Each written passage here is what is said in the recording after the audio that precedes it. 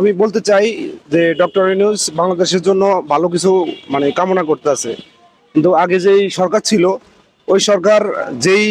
যে কইরা গেছে বাংলাদেশের যে অবস্থা করছে, ঠিক আছে, ওই অবস্থাকে যদি এখন যদি পরিপূর্ণ যদি একটা ইয়ের ভিতরে আনতে চায়, লেভেলে আনতে চায়, তাহলে ডক্টর ইউনূসের দরকার এখন আমি মনে করি। কিন্তু এই ছাত্ররা বাংলাদেশের লোকেরা যা করছে, কিন্তু আমাদের এই যে আরেকটা আমি দল বললাম না,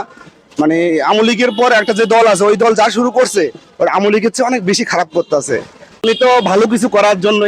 চেষ্টা করতেছে, কিন্তু এই যারা এরকম করতেছে এটা সবাই বুঝতেছে কারা এরকম করতেছে, ঠিক আছে। বর্তমান পরিস্থিতি খুব খারাপ আমি দেখছি, আমি কিন্তু বাইরেও ছিলাম, কিন্তু বাংলাদেশের রাজনীতি নিয়ে যে এত নোংরা এটা আর বলার বাইরে